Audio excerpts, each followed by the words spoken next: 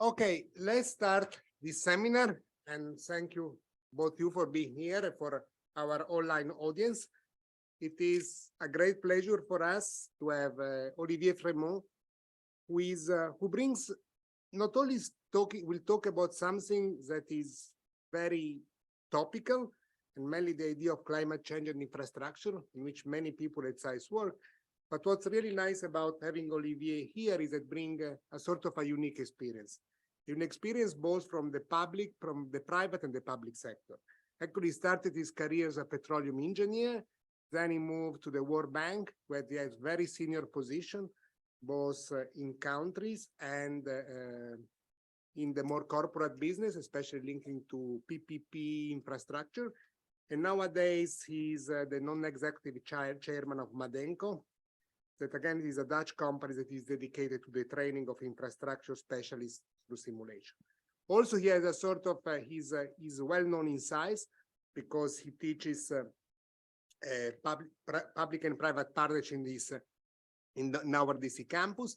And he's also teaching the same topic at École de Pont-Chaussée in Paris. So thank you so much, Olivier, for being here. And we are really cannot wait to hear your talk. And please, the floor is yours. Thank you, Tito.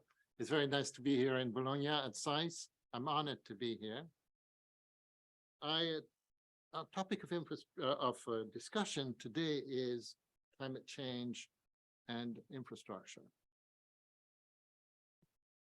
Infrastructure is a generic term that was invented in the 1880s in France during the development of the railway industry.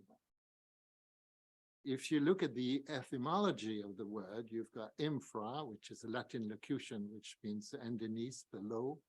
And then you got structure, which means construction. So infrastructure really means the foundations upon which our societies are built. And it includes critical infrastructure, energy generation, transport facilities, but crucially, it also includes the public services attached to these facilities in access to electricity, access to water. And so infrastructure is intermixed with a lot of policy issues related to fairness, access to services, but also the efficiency of the public purse. There's a tremendous amount of public policy involved in the sector. The climate change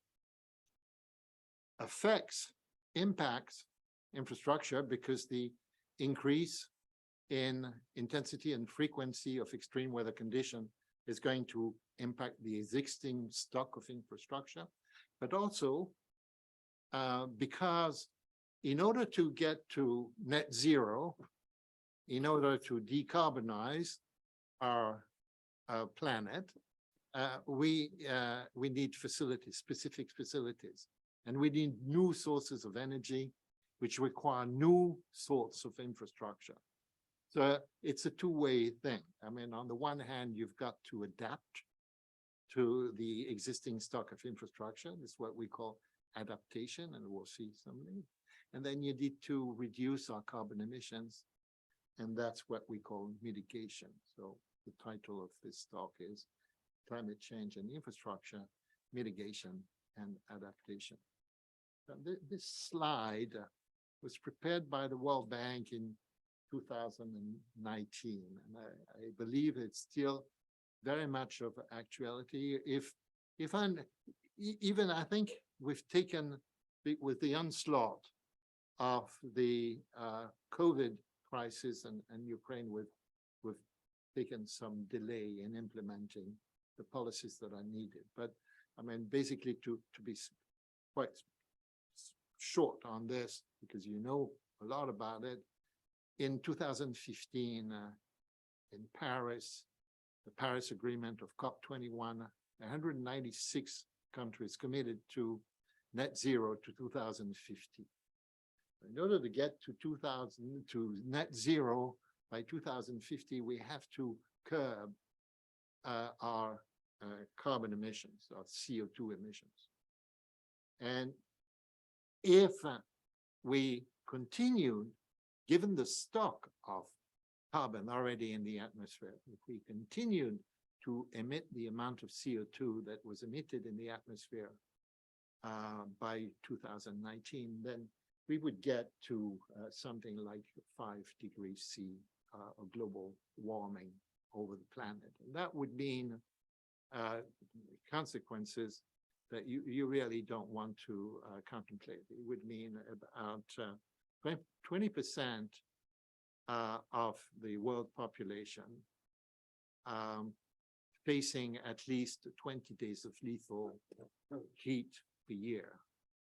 It would mean the disintegration of the Amazon ecosystem. It would mean an ice-free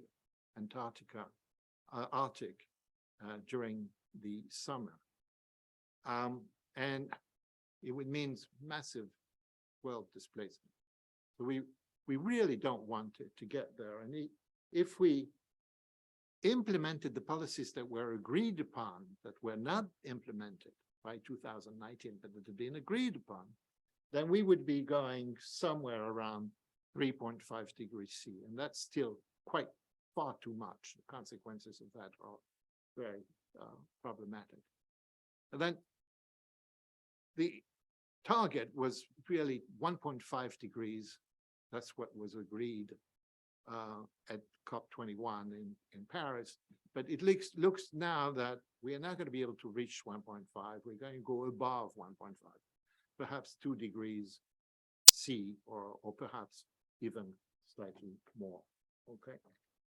Now, mitigation really is, as I said, decarbonizing the planet, reducing our carbon emissions. Now, the scale of the reduction that is needed is quite momentous. If you think about it, by 2030, we need to reduce carbon emissions by about 30 to 55%. 30% to get to 2 degrees and 55% to get to 1.5 degrees. And that means that we can, given the stock of carbon emissions in the atmosphere that is already in the atmosphere, we can afford to emit around 400 gigatons of CO2 per year until 2030. A gigaton means billion tons. And if you want to get there, you're going to have to focus on energy and transport, because energy and transport account for about 47% of carbon emissions. And if you look at electricity plus heat, you've got about 31% of carbon emissions.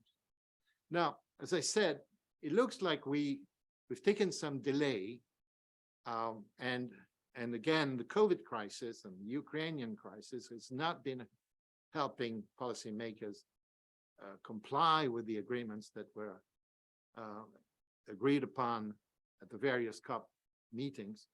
But it doesn't mean that we're doomed, because now we have a silver lining, because we can actually soak up carbon emissions as they get emitted, and this is what we call carbon capture. So, if can I show somewhere?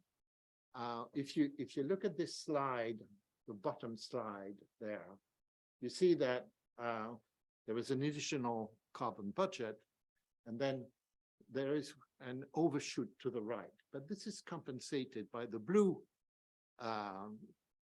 triangle, the blue thing, which really is about carbon capture. So thanks to carbon capture, even though we're going to overshoot, we might be able to get to net zero by 2050. That means that carbon capture is becoming a very important industry. The carbon capture, the goal there is, in order to get us to where we want to go by 2015, it means that we got to rev up the amount of carbon that we capture and store in the earth from about 45 million tons today to about 7 billion tons per year. And this is a massive increase. So if you're looking for something to do if you're looking for a job, develop some skills in carbon capture, and you're gonna have a fascinating job. Just wanted to show you this project because it's a very interesting project. It's the Northern Lights project. It's a $700 million project, operating costs about $50 million.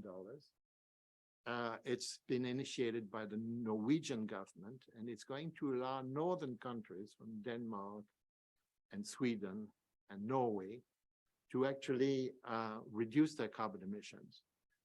What will happen is that the carbon at the point of emission, at the industrial point of emission, will be compressed into storage. And then a tanker will come up and will pick it up, will transport it to the west coast of Norway, where it will be pumped through a pipeline to a reservoir in the North Sea, in the south of the Troll field. They will be pumped down in the ocean crust, about 3 kilometers below sea level. And so the cost of climate change today, how much is it? What is the real cost of it? Well, it's been estimated that over the last decade, from 2010 to 2020, the cost of climate change was about $170 billion. And of that, about 40% was insured. And of course, substantially all of the insurance took place in advanced economies. In developing countries, it's very difficult to insure. And some of it is uninsurable. Now, we've been told that we should expect about 1.5 significant disasters per day. And by 2030, 350 million people will be profoundly affected by climate change. And if we are not careful, by 2050, the numbers could go up to about 1 billion people. And of course, the big thing there is that the people who are truly hurt by climate change are the emerging market and developing economies. 1% of their GDP is creamed off by climate change, whereas in advanced economies, the estimate is about 0.1% to 0.3% a year. There's a big issue of climate justice, of course, because the people who had nothing to do with climate change and who will contribute, of course, to fighting climate change, but really at the margin, are the people who are most affected. So you've got a major issue of negative externalities. And on top of that, you've got issues of cross-general conflicts of interest, because the impact of climate change action is really delayed, takes a bit of time to take action, to take effect. So you've got about 50 years before it completely becomes fully effective. So you've got a conflict of interest between the self-interest, the people who are going to make the sacrifice, against the collective interest of the people who will benefit from these actions. And some people argue that we are not paying enough attention to future generations. That, for example, in climate change projects, the social discount rate that the government should apply to decide whether a project should go ahead or not should be really very low, about 1.4%. Whereas in the private sector, the discount rates that are used to pass muster is really sometimes in the range of 15%, 12, 13, 15%. And we all agree that we have an obligation towards future generations, but this is bounded. Last week, I was really shocked.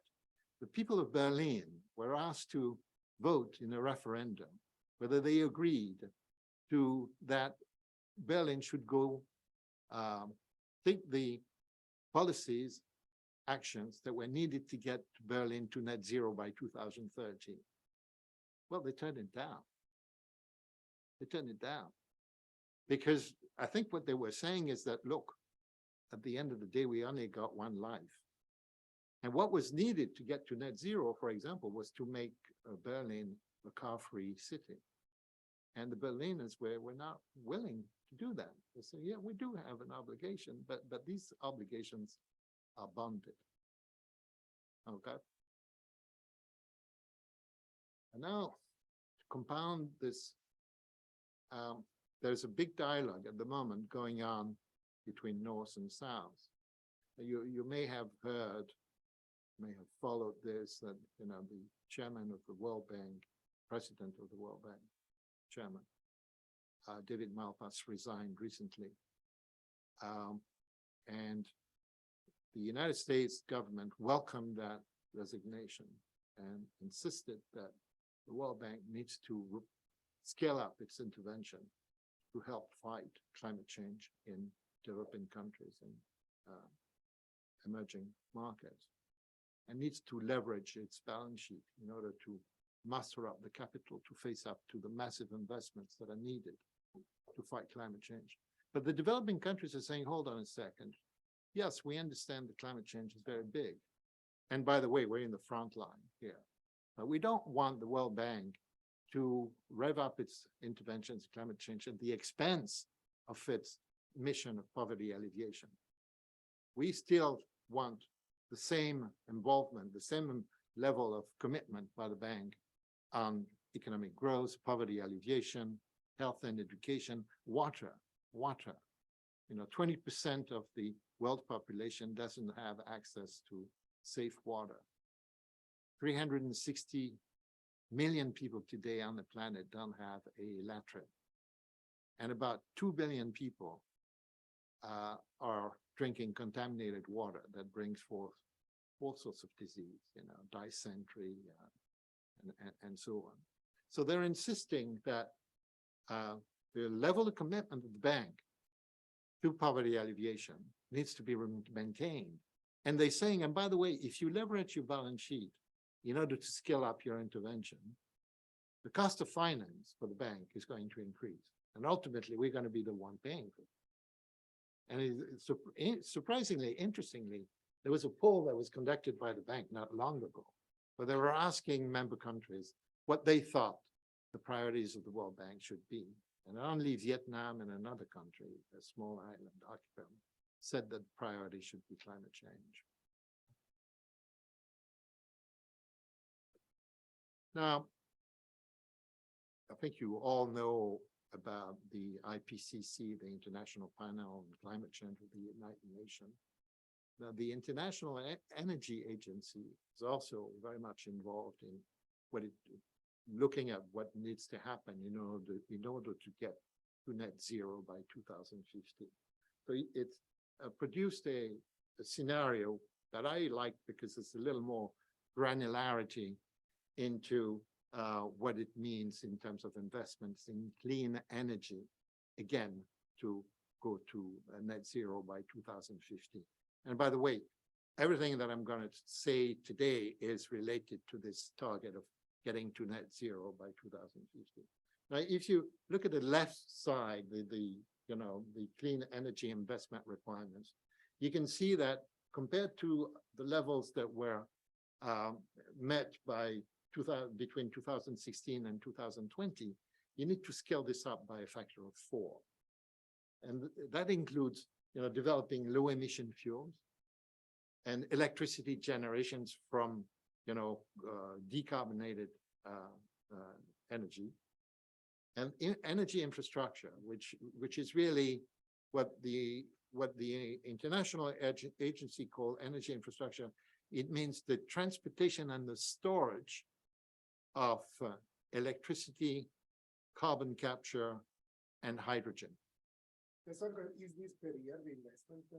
Sorry? This 1 trillion or 4 trillion is per year? Per year, yeah, per year. And then if you look at the level of efforts that are needed on the right-hand side, of course, we're going to have to change our behavior. All of us are going to have to change. All of us are going to have to contribute in order to get to net zero. By 2030, behavioral change, is an important component but not so much in terms of numbers. What's needed is to mainstream the existing technologies that have been proven, and that needs to be mainstream. I mean, typically hydrogen is really very important. And then you still need to invest in research and development and innovations in the technologies that are under development. For example, atom fusion. Atom fusion is potentially absolutely revolutionary. But when you get to 2050, you can see that, the importance, the investments that are needed in research and development are really scaled down. Okay, so that objective the objectives that have been set up for 2030 are critical to be able to get to our objective by 2050, but the efforts that are needed between 2030 and 2050 are very significantly more than those that are needed by 2030. Now, of course, if you want to get there, you're going to have to scale up solar and wind. But solar and wind are not going to get us there on their own. Absolutely no. But they need to, according to the International Energy Agency, they need to also be multiplied by a factor of 4. But the good news is that the cost of solar and wind have gone down tremendously in the last 30 years. This slide on the right-hand side shows the levelized cost of energy. The levelized cost of energy is a measure of the cost, the net present value of cost generation of a generating plant over its lifetime. This is what energy economists use to compare different sources of energy. Now, it's probably difficult for you to see, but the very bottom, if you go to the right, you will see that solar is at the very bottom. So this is really wonderful news because the cost of solar has gone down tremendously. It's taken us 30 years to get there, and we certainly don't have 30 years for hydrogen. But we're on the right track. We're on the right track. Fantastic opportunities for coming up. Now let me take a look at the different investments that are needed in order to get us there to net zero. And that slide was prepared by Lord Stern, who is an ex-chief economist at the bank, who is a great guru of climate change, a very inspiring man. I think also that slide includes the investments that are needed for the SDGs. And, what you want to look at the third column, because the third column actualizes the investment requirements, taking into account the fact that we have had some delay due to the COVID crisis. But you can see that energy investments, including energy efficiency in buildings, are in the region of $3 trillion, $3.3 trillion. And then transport sector, we're talking about $2.7 trillion, and water and sanitation also quite very significant. And of course, because the SDGs are incorporated into this tabulation, the telecom and digital broadband investments are in the region of $1 trillion. So that's, if you sum this up, you're about $8 trillion per year, right? And you need to, OFCO, invest a few $100 million, probably between $100 to $300 million per year for adaptation. Now, I made a quick calculation, and you take the global GDP, which is roughly about $100 trillion per year. So you're talking about the scale of investments that are needed to get us there to 2030 is in the region of 7 to 8% of GDP. So this is really massive. But of course, remember that these investments are also there's a multiplier effect. These investments are also generating growth, economic growth, and they're also generating vast benefits. So it's not that it's not doable, but it implies a massive amount of investments. Now, focusing on emerging market and developing economies, purely on emerging market and developing economies. Now, of course, you need, and this is bringing us back to the conversation at the beginning, developing countries are saying, yeah, sure, we need electricity and clean electricity, decarbonated electricity, but we also need food, flood protection. And we also need irrigation. And we need water investment, because if people can't drink safe water, they get sick. If they get sick, they can't work. If they can't work, they can't grow. We don't have growth, we can't invest. And then, growth is what I call a categorical imperative. There's no way you get there without economic growth. So all these talks about, stopping to grow and all this is poppycock, it's pie in the sky. You absolutely need growth, but you need intelligent growth, a new kind of growth. Now, the investment that are needed in sub-Saharan Africa are greater in relative terms to GDP, because the GDP of Africa is much smaller than the other regions.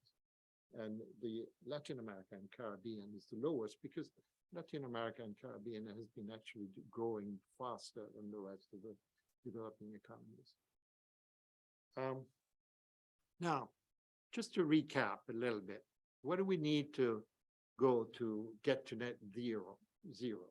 Now, we need to mainstream new technologies, and this is hydrogen and carbon capture and solar and wind.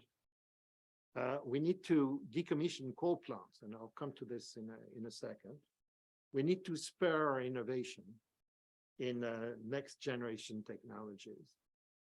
And in order to do this, that really needs some tax incentive for the private sector to invest in this research and development. And it needs somehow we're going to have to introduce a mechanism to price negative externalities, through a carbon tax or carbon trading. We try to go through a compulsory carbon tax. It hasn't really worked very well, but I think voluntary carbon credits are getting traction. We've got an increasing amount of companies that are listed on a major stock exchange in the world that are buying carbon credits. And so that's quite in this development of a carbon credit exchange that is in the process of being launched, I think, this year. So you need somehow, you're going to have to bring incentives, and you're going to have to tax the cost, the negative externalities that are created by carbon emission. And you need to spur innovation by putting together coalitions between government and academia and private sector, very much among the model that was developed during COVID, where suddenly private capacity to manufacture and distribute vaccines were brought in by private sector. Fundamental research came from academia, and the government contributed the capital. And these three together somehow achieved a marvelous outcome, where in a very short period of time, we developed a vaccine. Along these lines, I think something is going to be needed in order to accelerate the mainstreaming of these new technologies and of the technologies that are in progress. And you're going to have to increase cooperation. There is no way that we are going to get there unless everybody feels committed. And somehow, how do you get to increase cooperation north-south in this context of this dialogue, but also you know, the cross-generational transfers that, we need to have buy-in by the public. And in order to get buy-in for the public needs to become very much aware of what's going on. They need to adhere to the sacrifice that they're being asked to do. I have some thoughts about this, maybe I'll mention that at the end. And of course, because of the scale, the magnitude of the investment that we've seen, you're going to have to mobilize private capital. But remember, we're talking about the delivery of essential services that are part of the social compact, the social contract, the unwritten social contract between the citizens and their government. They expect this. So you can't simply, you know, give marching orders to the private sector and say, oh, you come in and you do this. You're going to have to somehow bring them in, and you're going to have to provide oversight in the way that they generate these public services to ensure affordability and equality of access. Okay. Now, one way of doing this in the developing countries where, you know, the market for energy is relatively limited, the transaction costs are very high, the cost of money is very high, and governments have very limited financial resources. So if you can crowd in private sector to come in to develop renewable energy, of which they have plenty, solar energy, of which they have plenty, if you can somehow bring private sector capital in these countries through public-private partnership, whereby you shift, you assign the risk of the project to the party that is best placed to take it. What do I mean by this? Private sector, the operator is much better placed to take the construction risk than the government. On the other hand, the currency risk, for example, is the risk that should be shouldered squarely by the public sector. And you can go into more granularity than this. You can say, well, how about the risk of earthquake, for example? Should that risk be carried by the government, or should it be carried by the public sector? When Chile decided that up to where there is a high incidence of earthquakes, they decided that in their contracts, they would require private sector to build facilities capable of withstanding an earthquakes of a magnitude of 7.5 on the Richter scale or something like this. So anything below this, private sector carries that risk. Above this, the government shoulders that risk. So there's all sorts of innovation that are taking place in this regard. Now, hydrogen is a game changer. In the International Energy Agency for 2050, it is anticipated that by 2050, hydrogen will account for about 12% of global demand. And hydrogen is really interesting because it can, provide fuel for clean fuel, decarbonated fuel for vehicles. It can generate electricity and heat. Okay. And also, very interestingly, it can provide long-term energy storage. You can pump the hydrogen in reservoirs in the crust of the earth where you store it. And then strategically, it becomes really interesting, for long-term strategic reserves. And then countries with abundant sun and wind, developing countries that have massive amount of sun, who until recently were importing their energy bill, which was costing them an absolute fortune, then suddenly, with the advent of the hydrogen and solar, they can produce green hydrogen with solar. And for example, in the case of Morocco, which has a huge Saharan desert with abundant, very abundant sun, they could produce a lot of hydrogen, which could then be pumped by a pipeline back to the European Union, which would allow the European Union to disentangle itself from Nord Stream 2, Russian gas. So that's potentially a game changer. And the other thing is that once you start generating, abundant green fuels like hydrogen, then you can develop sites of green industrializations that will attract international investors and private capital that will finance your economic growth. So that's why I say hydrogen is a real game changer.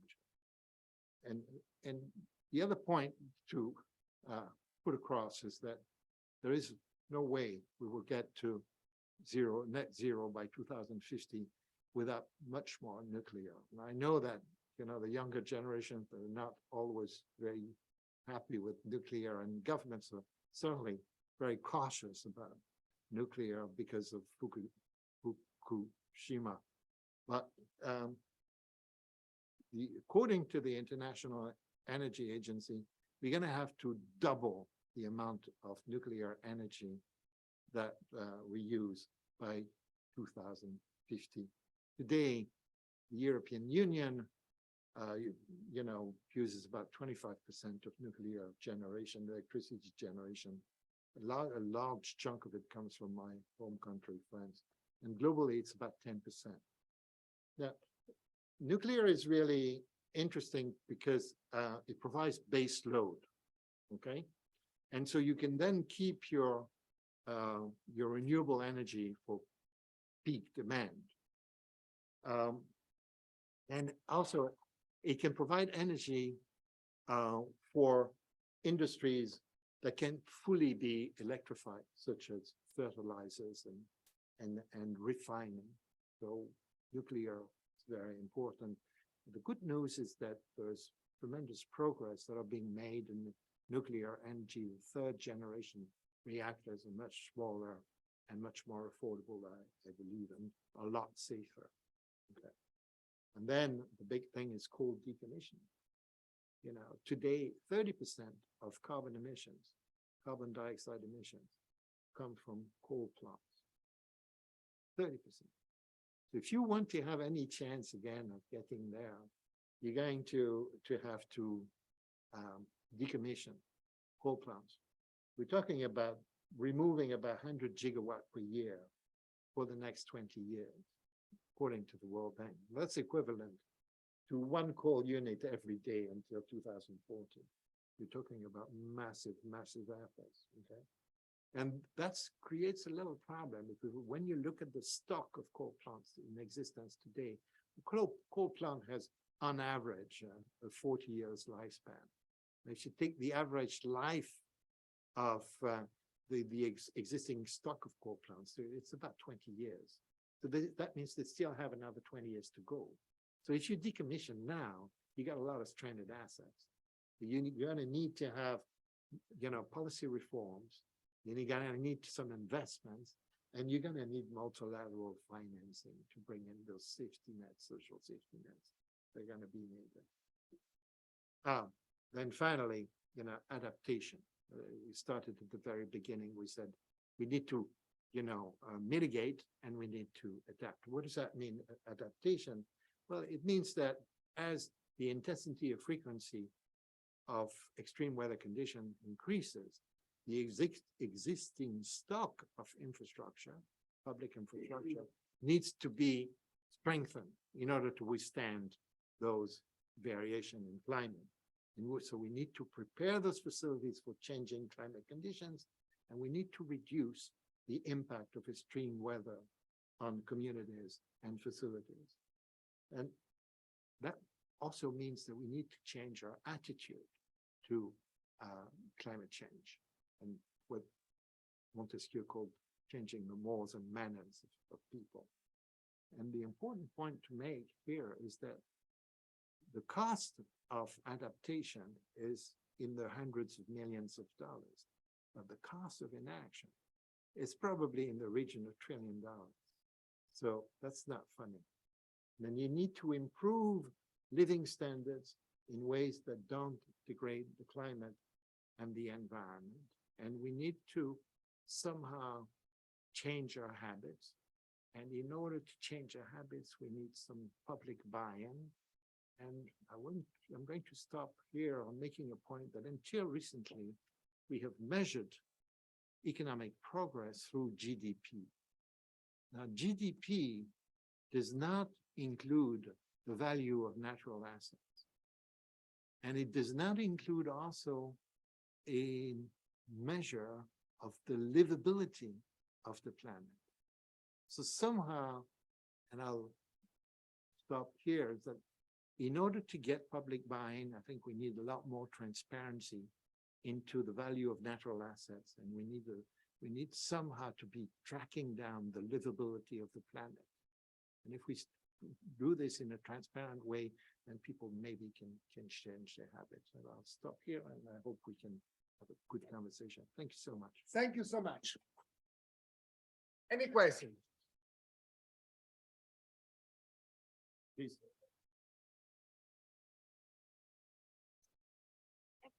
I would like to hear your thoughts about the role of education in fighting of climate change, and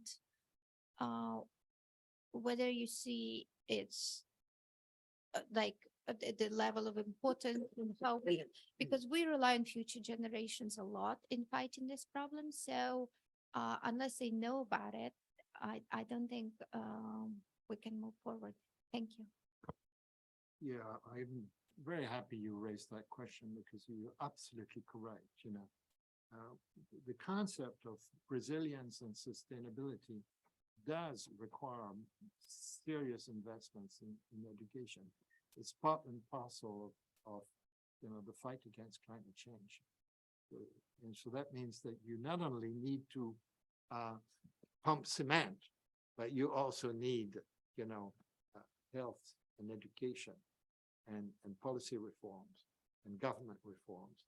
And you need to strengthen the capabilities of governments, and you need to mainstream education, climate change into education. You're absolutely correct. Yes. Hi, I'm curious about the Northern Lights project. I was wondering if there's any kind of negative environmental or ecological effect of taking the carbon and storing it in the crust under the North Sea. It's not something that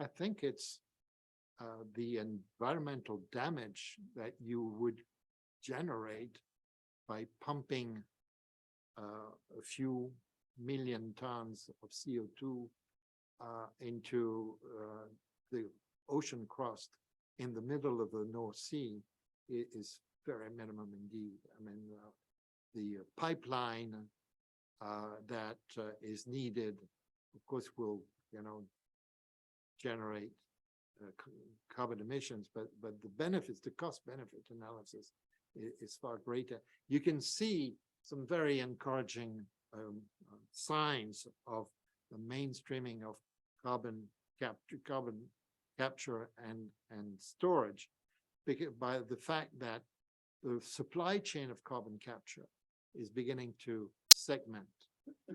The people who are going to transport are not the same people who are going to pump it, and not the same people who are going to compress it. So you're beginning to have a market that is developing. And I foresee that this is because it is so important for us to overcome the overshoot. You see that you're going to see in the next few years major amount of carbon capture. But this being said, your vigilance is a very good point. You know, let's make sure that the cost of carbon capture doesn't outweigh the benefits. Of course, you're absolutely correct. Yes, please. I've spent most of my most of my life in developing countries, and recently I've noticed inside of the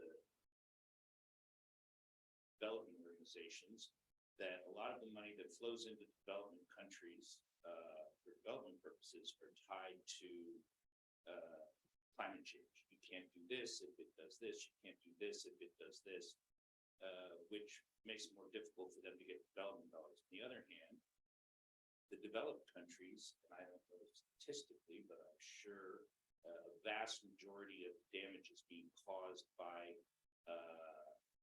the developed countries. You had said before you know, with the World Bank and when they invest in development and whatnot. And the question is,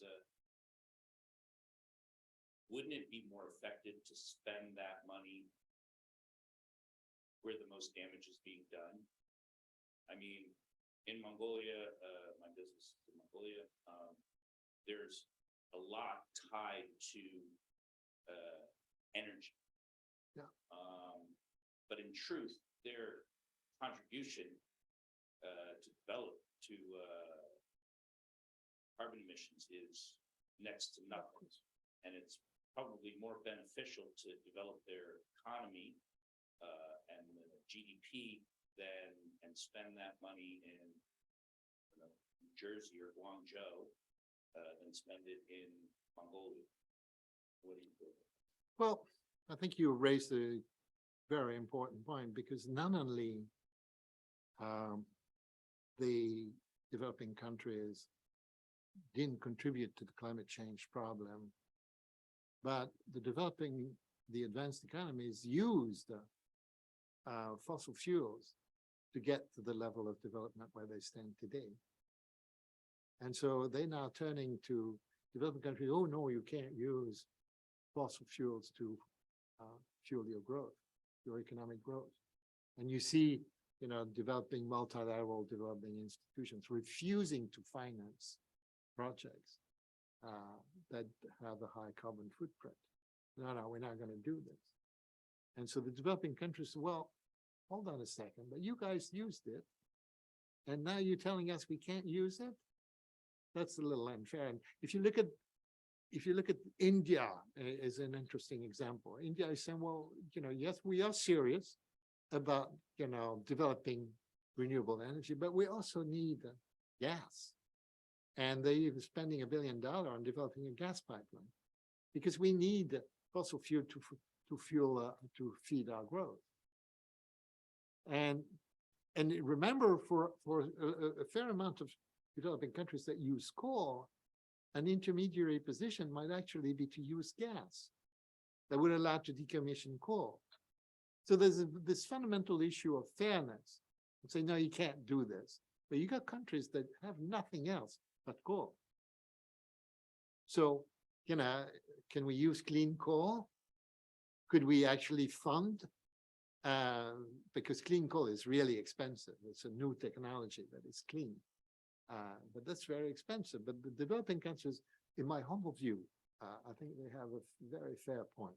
They're saying, you coming here and telling us what we can do, but you know, we want growth, we want health, we want education, we need this, and this is a priority, and we want to be able to use some fossil fuel. It resonates with me as an individual. Well, and also that 100% coordination, it allows the weaponization of international finance, because some countries that aren't stuck to it, that have a lot of money to give away, say, well, if they're not going to lend you the money, we'll lend you the money, but only under these conditions. Yep. That being said, I'm a businessman. So, we borrow money sometimes from the EBRD. Then they come to us with projects saying, well, we'll reduce your interest charges if you do these green things to your new project. But it takes 4 years. We never do it. Financially, it doesn't make sense because the added cost to make it green. Question is, the United States and Western Europe are market driven. China is market driven, but the government dictates a lot of policy. China's been very quick in developing green technologies, or at least cornering the market on the production of a lot of the technology. Yes, of course.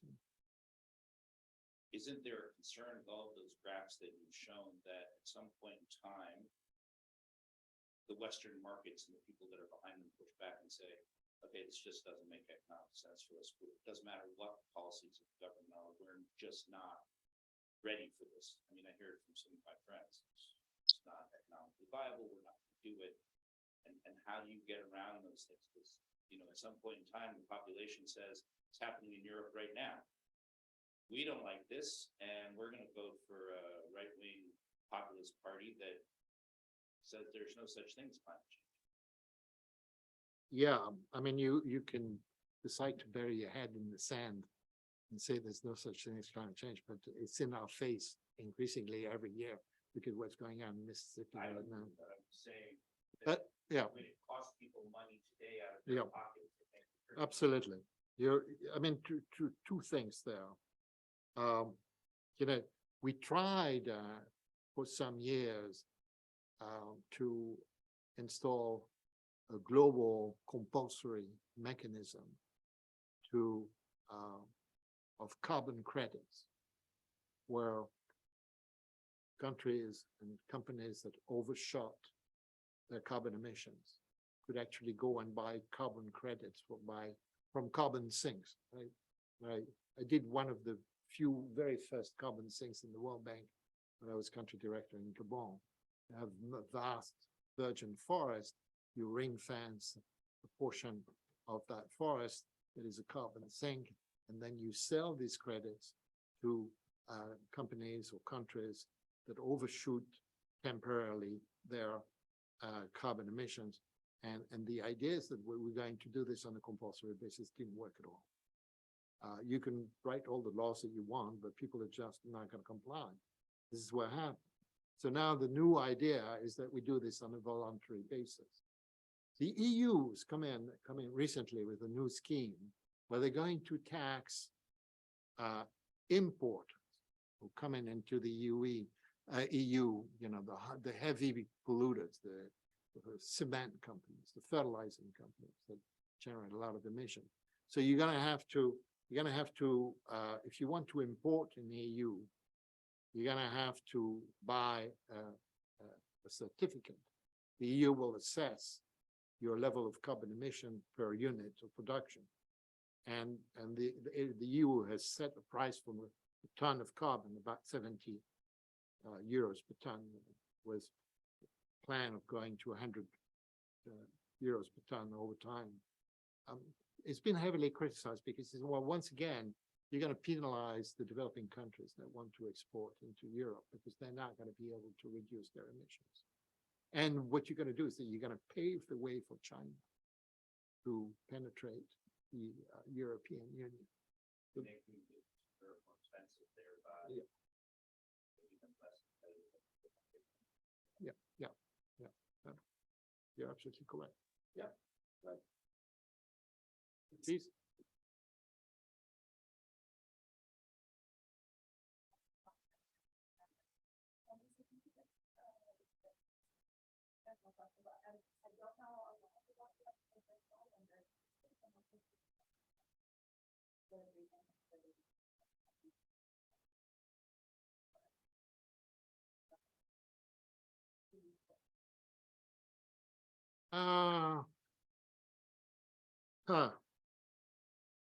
The pace of innovation, the pace of transformation, the policy debate is changing so rapidly that there is not one thing. I mean, there is an energy economist that I really, really like. I'm a big fan of this guy. He's called Daniel Yergin, and he's an energy economist at the International Energy Agency. And coming back to actually carbon capture, that reminds me of the point that Jürgen is making, that he said, you know, the legislation that has been made so far was legislations to extract resources from the Earth's crust. But now we need now we need to pump resources into the Earth's crust. So we need to change, we need to adapt the legislation. I think that's an important step forward. But to give you specific books, I go short. You know what I suggest also you do is that what you need to do, and I know that it's constantly, you're being bombarded with information, but, you know, monitoring what's happening at the IPCC, because the UN has really taken the leadership on this, you know, on the policy side. And they have been able to be a convener of expertise. So I suggest that you monitor closely what they release. they come up with an update on a yearly basis, which is really very interesting to. And if you got questions, I would say 99.9% of your questions going to be, you can find it there. Please. So I guess relating it back to infrastructure, I was wondering if you could tell us kind of your opinions on what the key risks are associated with investing in green hydrogen infrastructure, and then what we can do to kind of mitigate those risks. It's a really interesting question. You know, I think the technology now is largely, you've got two types of hydrogen. You got blue hydrogen is generated with gas, and you got green hydrogens, which is generated from renewable energy. And so, of course, the most attractive type and hydrogen is the green air, is the green hydrogen. So you need to bring in, incentives for private sector to invest very large sums of money to develop hydrogen plants, which, by the way, hydrogen can also be used for industry, for the fertilizing industry and so on. So, it's a clean energy. So the risk is not at the environmental level. The risk is that you're generating a quasi-public good. And so therefore, the role of governments in ensuring that the hydrogen is produced in quantities and qualities that are expected by the public requires, in my view, scaling up not so much of private sector skills, but a lot more public sector skills. It's very easy to decide and command that you're going to have to comply to this and that and the other.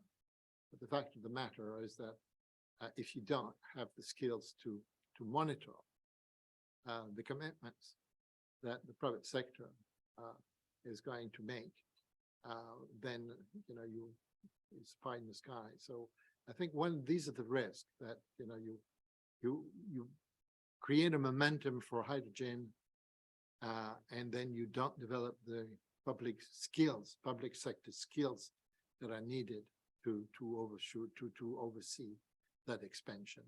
And then somehow you're going to have to bring in incentives for the private sector to operate in a risk-reward ratio that is commensurate with the risk of a nascent industry. Any question? One for you, given your vintage point of a long World Bank experience in this field. So the story of David Malpass, the president, you were very nice, but actually he's been kicked out of the bank because of his inability, his unwillingness to say that climate change was was banned by man during the annual meeting, so he was kicked out. And now it seems that the reaction is that the World Bank should focus more and more on climate change. And the question, you sort of touch upon it, saying the World Bank has other mandates. Yeah. So the question is that why you think, and honestly, I have problem with institutions that have too many mandates, because when you pile up mandates, you lose accountability. So the question is that, isn't it, you think the World Bank is the right institution to deal with climate change? The international community should think about one new specialized institution, maybe hopefully not in the hand of the UN, but with more technical expertise to deal with climate change issues. Or if not, how this new possible climate change mandate of the World Bank will compete with the other ones. My personal feeling is that the bank is in big trouble. There's a lot of issue on the governance of the World Bank. I think the bylaws of the bank say that the um, uh, contribution to decision-making of the bank should be relative to the relative weight of the countries in the world economy. China today represents a very large chunk of the global economy, but still has a very small equity stake in the World Bank. And as we go through the polarization, the geotectonic change, political tectonic change in the new world, that fragmentation, polarization is not going away, and that, my personal view, is creating significant problem for the bank. And then the fact of the matter is that the people who fund the World Bank, the rich countries, the advanced countries, the United States, European Union, essentially, Japan, they all want the bank to play a bigger role in climate change because they understand that they can't fund it all. That the government doesn't have the financial resources to face up to the challenge. They recognize that private sector involvement is needed, but private sector is not going to come in, particularly in developing countries, unless you come in with some kind of concessional finance, unless you de-risk projects, what we call blending, where you combine concessional financing and public financing with private sector financing. There's other methods we call viability gap financing, where you can actually bring in some capital so that the capital that is brought in by the private sector is smaller and the returns therefore increase. So there's all sorts of issues that need to happen. But the problem with the bank is in trouble because today the people who control it want the bank to increase. Yeah, okay, this is another discussion. You can take hours. My discussion is much more simple. The capital of the World Bank is pretty small. Very small. It's like 50 billion, 60. So the question is that with the order of magnitude we are talking, these are peanuts. So you can, and the bank is mainly is not funded by, it's not the IMF, it's not funded by shareholders, it's funded by the International Capital Market. So the question that I have for you was, do you think the World Bank is the right institution? So we can create another institution for 50 billion, 100 billion, 200 billion, it's not much. We're not talking about large figures for given the kind of challenges we have on the climate change one. So why don't you think, do you think it's a good idea to try to put more capital in the World Bank or maybe to leverage more its balance sheet? Or shouldn't we be, if you take that the climate change is the issue, to create a new multilateral institution, maybe with a different governance structure that deal expressly with this kind of issue, letting the World Bank dealing with ending poverty and creating sustainable development. Tito, I think you got a really good point. I mean, if you try to do everything, you're going to end up doing everything very poorly. So maybe banks should continue to focus on poverty alleviation and shared prosperity, because one thing that we've learned is that it doesn't trickle down in developing countries, or at least it doesn't trickle down in the horizon that we're looking at. So, yeah, that's definitely. But you can bet your bottom dollar the bank is going to fight it. Of course, there's a mission creep is what How about- Washington how is about, How about we combine the IMF and the World Bank all together? This is even worse because then we have even more mission. We have poverty, monetary stability. This is what Kristallin is trying to do. But Yeah. this, let's not go in that way. I will. Okay. IMF is already trying to do it. Any other questions? Yes.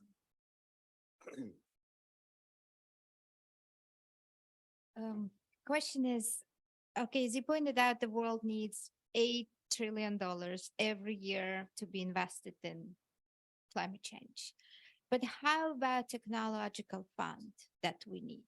We need to exchange technologies. It cannot be, just kind of be kept hidden from the markets. Then we're not going to move anywhere fast. If an average patent lasts for 20 years, then the access to technologies is gonna be held back for so many years. Where we're gonna end up, in terms of the speed that we need right now. Correct me if I misunderstood. What you're saying is that we've got existing technologies that have proven that needs to be mainstream. That's in a matter for private sector capital with the right tax incentives. But then we've got the next generation of technologies. That was that slide that I showed with the International Energy Agency that was showing that as we move forward, 2050, we need to put in a lot more efforts in research and development of these nascent technologies that still need to be proven. I mean, atom fusion is a complete game changer, complete and utterly game changer. It's total free energy, cheap, zero cost. So that needs to, somehow you need to, it's not only private sector that can do this. It's not public sector that can do this. It's not fundamental research separated from private sector research. Somehow you need to combine fundamental research and applied research. And you need to bring in public sector, and you need to bring in academia, and you needed to bring in the capabilities of the private sector to develop and mainstream and distribute. So that will require considerable efforts. No, I agree with you. Okay, if there are no further, go ahead.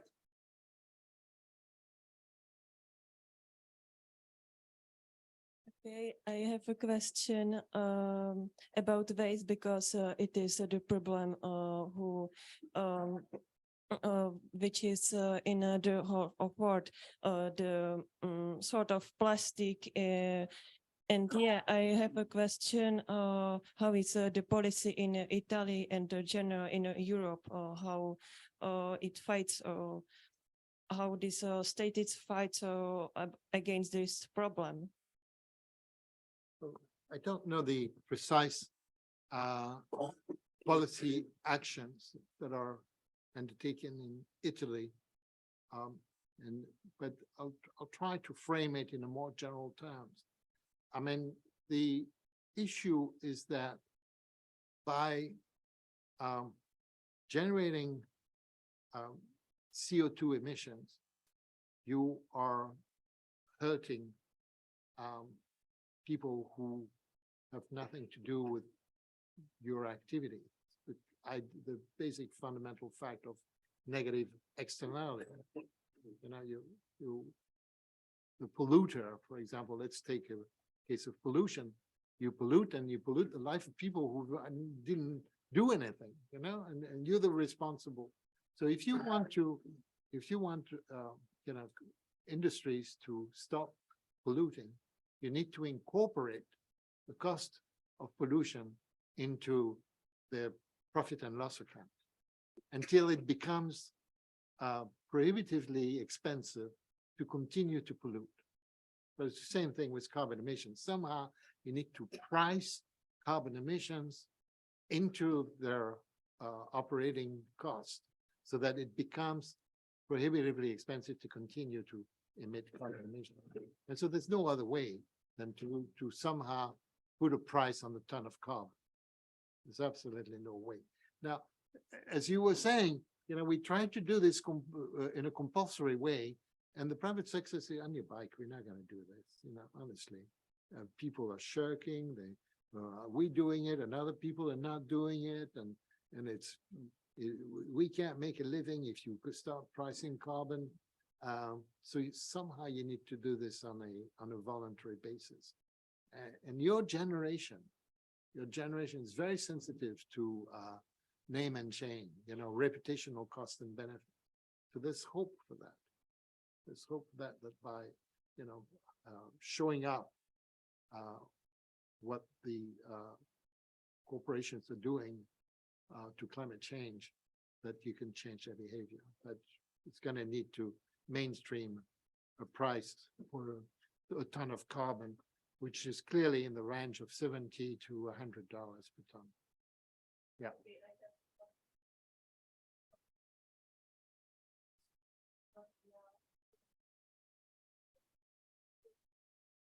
It's recommended that there are recycling of bottles of plastic.